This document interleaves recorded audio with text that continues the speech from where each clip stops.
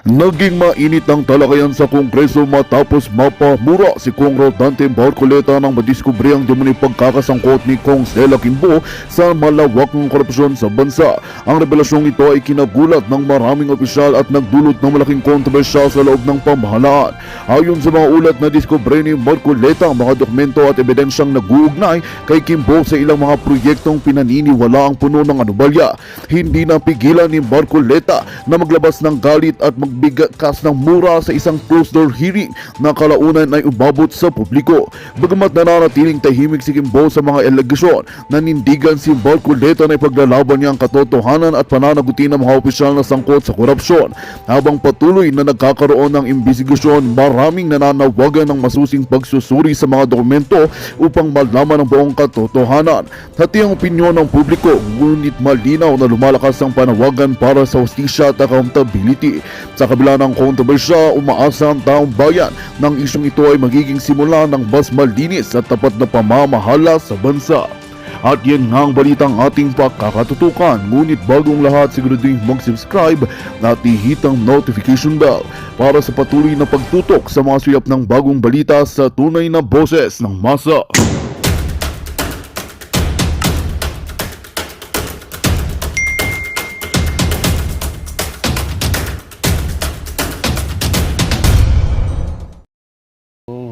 Well, ako naman ko, ito naman yung punto ng iba. Hindi naman kayo yung, bagamat sinabi ng presiding officer, ano, na, well, ginagalang para natin yung tradisyon na yan, eh alam nyo naman ko, may mga tradisyon na lumilipas ang panahon. Minsan talaga nababaliwala at hindi na po nasusunod ang mga tradisyon. Hindi kaya yung pagkakataong ito, baka naiba na po. Baka Hindi na applicable. Oo nga. Kasi may Sige. mga tradisyon ito. Sasakyan kita sa salita Opo, mo yan. oho. O di, merong formal, merong formal na mechanism dadalhin natin sa plenary. Kasi po yun ang nalagay sa tuntunin eh. Ganun ang magiging setup dapat. Formally po nating inaalis ngayon ang tuntunin sa mahabang panahon na naging tradisyon. Huwag na po nating isaalang-alang ang opisina ng Vice President. Alisin na po natin ang tradisyon na kumakapit dyan. Ayun. A-approvein ngayon in plenary. Sa buong lahat Majority ng lahat ng miyembro ng House of Representatives. Yun pa lang dapat na setup. Dapat ganun muna. Sabi ko nga sa kanila, we are ruled by parliamentary procedures. Parliamentary procedures grow from and enriched by Opo, oo.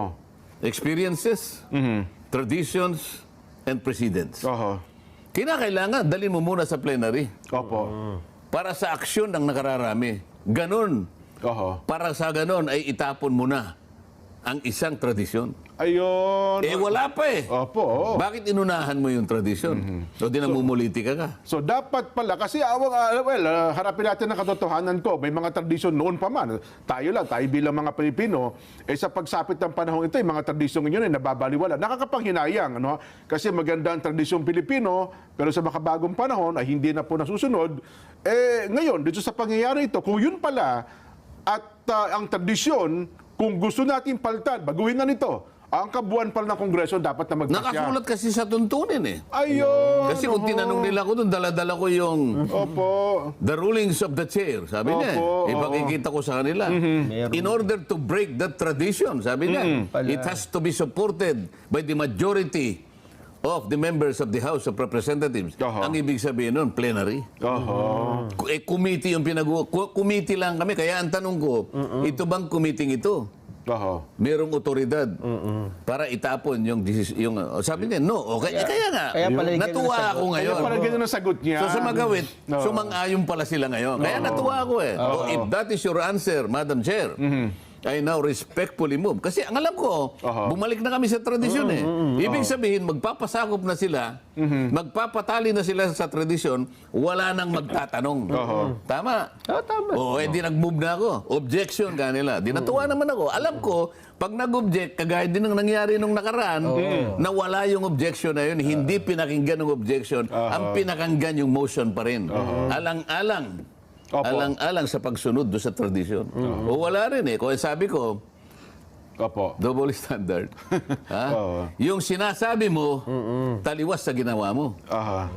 Well, ako ko nga, kasi isa yung, kami ni Nelson, hindi po kami mambabatas, hindi namin alam yung rules na gano'n, ano, ha?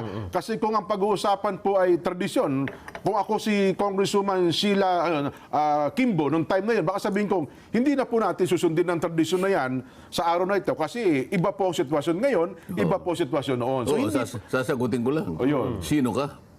yun palang mangyayari. Ikaw ba? Oho. Ay may karapatang sabihin mo yan sa pansarili mong opinion? Ayun, oho.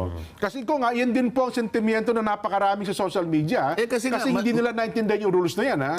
Kaya nga natin pinapaliwanag. Yun, Tingnan opo. mo, halimbawa, sa mga batas natin, may tinatawag na landmark decision. Landmark decision. Kaya Opo. sinasabing landmark decision.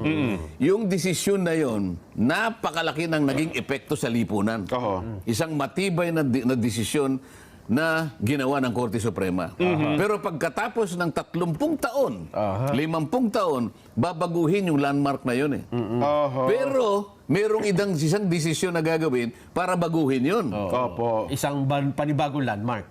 Gagawin niya ngayon. We are reversing that landmark decision. Isa sa mga desisyon na yan, ibigyan natin ng paghalimbawa. Ayun, kaya pala. Merong mga naunang desisyon, siguro 30, 40 years ago. Opo. Naalala mo yung isang relihiyon na kung tawagin ay Saksi ni Jehovah. Ito, Opo, for opo. purposes of discussion. Walang intensyong anuman. Walang Opo. intensyong ano man. Parang magliwanag sa atin Yes, kung po. paano pinapalitan. Dito, Korte Suprema na pinag-uusapan. Opo. Kayang palitan, pero gagawa ng panibagong ruling. Okay. Doon, mga siguro 1950s or what, ang nakalagay doon, kasi hindi sila sumasaludo sa bandila. Opo, labag sa kanila yan. Labag sa kanila yun. Paniniwala nila. Flag racing. Meron silang sinisitas na talata. And sabi ng Korte Suprema, ganito yan eh. Yung hinihingi na paggalang Opo. ng ating saligang batas, hindi naman katapat ng sinasabi ninyong pagsamba. Hindi paggalang lang naman ang ibig sabihin. Ibig sabihin, sumaludo ka Opo. sapagkat Pilipino ka. Opo. Bahagi ng paggalang. Yun ang ruling noon. After 30, 40 years, binago. Okay. Meron silang karapatan kasi tuntunin ng kanilang paniniwala. Sa makatwid na okay. baligtad. Mas nanaig. Bakit ko sinasabi ito? May pagkakataon na baguhin yun. Opo, Ngayon, opo. balik tayo sa tradisyon namin. Papayag ako, bakit hindi? Pero kinakailangan idaan lahat Oho. sa isang mekanismo. Halimbawa, ang una kong gagawin, sige, total, gusto nyo magbago na lahat. Unahin na natin ang pagbabago dito sa mga komite. Ayan. Oho. Meron tayong tradisyon dito, pagka magsisimula na yung interpellation, yung unang-unang magtatanong, palaging miyembro ng minority. Ayan. Opo. Kahit Tradisyon niyo po talaga yan. Totoo. Kahit na ikaw ang pinakahumuling dumating, Opo. Oho. kahit hindi ka nagpalista, basta't ang unang isip-isipin mo, ikaw Miyembro ng minority. nakaupo ka ron alas 7:30 ng umaga. Pero hindi ka miyembro ng minority. Opo. Hindi. Majority si Opo, Nelson. Nelson, oo, halimbawa. Ikaw minority ka. Si Nelson majority. Kauna-una siya Pero dumating. si Nelson dumating 7:30 ng umaga. Opo. 7:30. Nagpalista ka 7:30.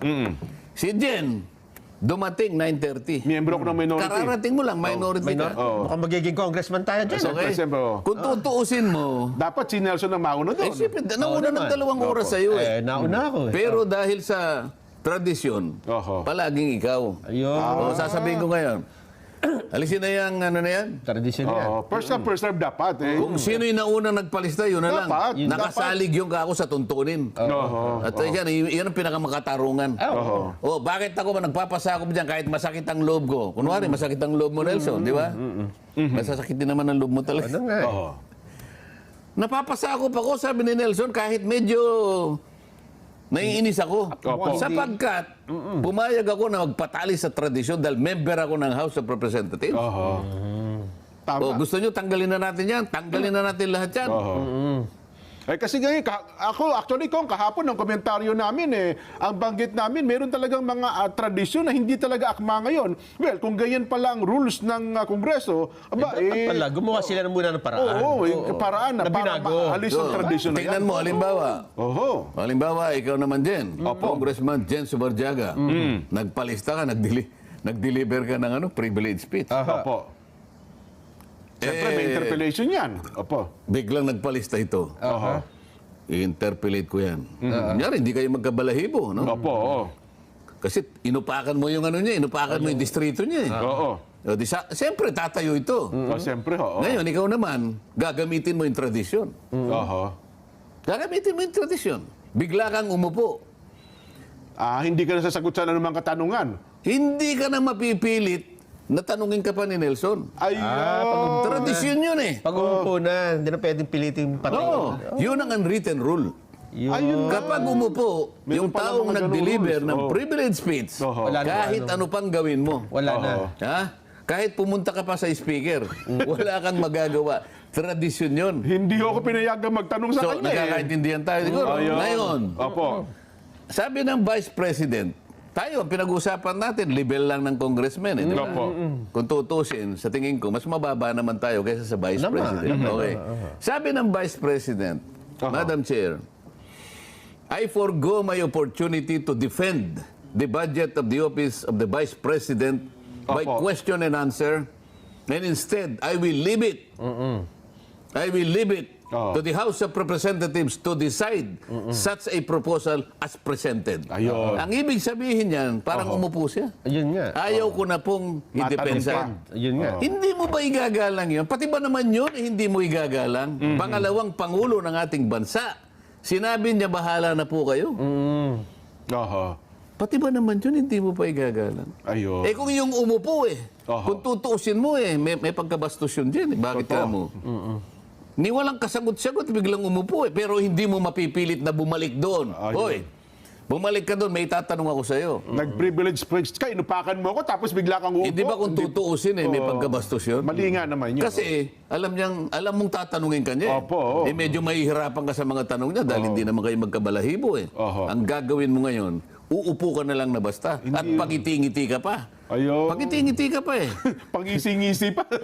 Oo. Pero wala kang magagawa dahil tradisyon. Ayun. Oho.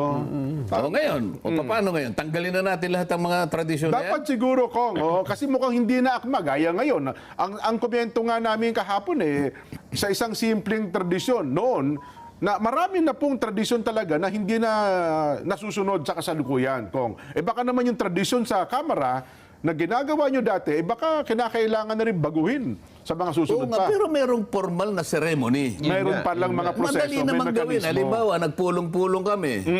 O sige, dahil sa mga huling mga pangyayari sa ating buhay, huwag na natin sigurong igalang Oho. ang opisina ng Pangulo at saka pangalawang Pangulo. Oho. Subject for questioning na rin dapat sila, di ba? Hindi ba? Hindi. Ganito, parang hindi na tama. Kunwari, ganun. Opo. Oo. Kailangan pagtatanungin na rin natin ang opisina ng Pangulo. Kasi sa mahabang panahon, hindi nga natin na itatanong. Halimbawa, nag-usap-usap kami. Huwag na nating isang alang-alang yung paggalang, yung kaukulang paggalang, pagtatanungin natin. Opo. O, gagawa tayo ngayon ng isang ceremony sa plenary yan. Oho. O, merong mag-move. Mr. Speaker, I move that the time-honored tradition of refusing to ask questions in deference and respect to the office of the President and the Vice President, we have to set aside that tradition Oho. Okay. because it is inconsistent with the provision of the Constitution, particularly public office is a public trust. Yan. Halimbawa, Opo. ganun. Yun ang linya. O, Opo. debate ngayon. Debate. Opo, Pagkatapos ng debate, pagtalunan natin ngayon, those who are in favor of disposing the time-honored and well-kept tradition of the House since time immemorial, say aye. Ay, ano. Ay. Mahina. Yung nay, ayaw ka. Walang mangyayari. Pero kung malakas yung ay, tapos ang tradisyon. Ayun. Hindi yun, nandito lang kayo. Sino ba kayo dyan? Committee lang tayo? Kayo ba?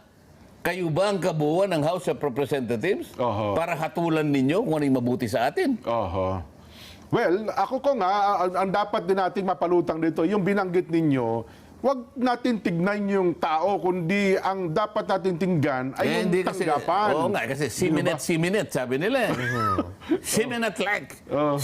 Oy, sabi ko, you may not like, sabi ko din, you may not like You may the not- person occupying the office. Oo. You may not want her presence here. You may not want the kind of answers that she provides to you. Opo. But you have to respect the office of the Vice President. Yun ang dapat na lumutang sa bahay. Iba yung tao na nag-occupy, iba yung opisina. Yun ang hindi nila maintindihan eh. Oho. Yung Pangulo ng Pilipinas, si BBM. Opo. Kung ayaw mong igalang si BBM, bahala ka sa buhay mo. Pero yung opisina na yun, Bilang Pangulo ng bansa, yung yung tanggapan Pangulo ng bansa. Oo, tama. Anong klase kang mamamayan, hindi mo igagalang ang opisina ng Pangulo? Oho. Opisina ng pangalawang Pangulo? Oho. Kaya nga sabi ko sa kanila, we are defined by the traditions that we proclaim Oho. and that we keep. We are supposed to be honorables. Why do you think you are supposed to be called honorables when you cannot even honor the traditions that we keep Oho. since time immemorial? Nako. Mabuti na lang, walang sumasagot. May sumasagot doon, parang kung sino-sino lang.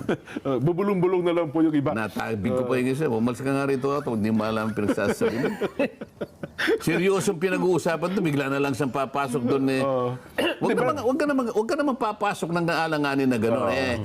Mahalata ka naman na parang nag-aagaw atensyon ka lang. Kung saan nagkakagulo, bigla kang Hindi papasok. ka, Hindi mo pwedeng ganun. alam niya kasi close sa inyo. Barkada niyo naman Alam yun. ko naman yun. Kaya lang, kung minsan, yung pasok niya mali. Ayun, opo. Kasi ngayon, viral na rin kayo sa TikTok ko nga. Yung, kasi di ba, Sheminate, yung iba. Yung sa inyo naman, Yuminate. Yuminate. Opo, Yuminate. Yun ang viral. Kaya natutuwa din naman kami. Kahit pag ganun viral. Ay, nako. Anyway, Kong, napakarami nating di pangkaraniwan na nakasubaybay ngayon sa atin sa social media. Teka muna, napabayaan mo yung ating mga nakasubaybay na naghihintay sila ng tanong mo. Mas gusto nila makinig ngayon eh. Mas gusto nila atang pakinggan kung ano ang mga gusto nyo sabihin, Kong eh. Oh. Pero teka lang, bago lang tayo magtanong, kasi nga naman, ang report din naman ng COA kung ang pinagbabatayan, hindi ba dapat din namang ipaliwanag ng anumang tanggapan? Huwag na natin tingnan yung pangalawang Pangulo, yung mga report na nakita ng COA, Kong. Mabuti. Oo. Mabuti na itanong mo yan. Kaya nga bumalik ako eh. Nung pagkatapos nung alingas-ngas ng umaga, Opo. na umabot ng halos katanghalian na yun eh. Opo. Nung maipahayag ko na yung aking sentimiento, bumalik ako sa opisina ko, medyo malayo-layo yung RBM kasi dyan eh. Opo. Kakain ako kasi hindi ako makakain sa meeting eh. So doon na ako kumain. Pero actually, konti lang ang kinain ko eh. Nandun pa rin kasi yung pagkainis eh. Pero kumain naman ako. Tapos, naalala ko na mayroon pang naiwan dun sa COA. Sabi ko, sige ka ako, balik tayo ron sapagkat naipalista ko yung pangalan ko. Mabuti din naman yun para sa gano'n. Kasi nga, yung mga lahat ng tanong na gusto nilang itanong ay nakabase doon sa tinatawag na intelligence and confidential funds. Yes po. Oho. O, kaya ang pasimula ko doon sa COA, kung na-subject sa notice of disallowance yung intelligence funds ng Office of the Vice President. Opo, sabi niya. Pero ang gusto ko sanang mapansin ng mga kasama ko, ang kauna-unahang layunin ko doon para mapansin ng mga kasama ko eh. Opo. Pangalawa, yung nakikinig na taong bayan, Maunawaan din. kung bakit ganun yung pagtatanong ko. So, nung tinanong ko siya, na-cover nga po ng notice of disallowance. So, tinanong ko, what is the nature of a notice of disallowance? Kaso hindi niya masyadong maunawaan. Ang gusto ko lang isagot niya, ang notice of disallowance hindi final. Opo. Ang notice of, halimbawa, kasi yung notice of disallowance, halimbawa yung ahensya mo din, Yan. meron kasing mga parametro eh, may mga standards kung paano mo gagamitin yung pondo. Pag nakita nila may konting lisya doon, o halimbawa, ano kasi yun eh, irregular, ano yan eh, IUEEU. 5 eh. Mayroon pala. Yung I, Irregular. irregular. Okay. Yung U, unnecessary. Oho. E, extravagant. Another E, excessive, tapos ano yung you, ako pa sa kanya eh. Unnecessary, hindi, sinabi mo na yun eh. Unconscionable. Ay, opo, yes po. So, ito yung minamarkahan. So, either irregular, excessive, unnecessary, unconscionable, blah, blah, blah, malalagay ka sa notice of disallowance. Ngayon, sabi ko, nasaan na ang estado niyang notice of disallowance? Ito pong notice of disallowance na ibigay na po namin sa management. Ibig sabihin, Office of the Vice President, Opo, doon sa opisina. noong August 24, 2024. So, kailan lang, di ba? Bago lang po. Oo. Meron po siyang 6 na buwan para sagutin ito. Isipin mo, 180 days. 6 months pala yan. Sa makatwid, Opo.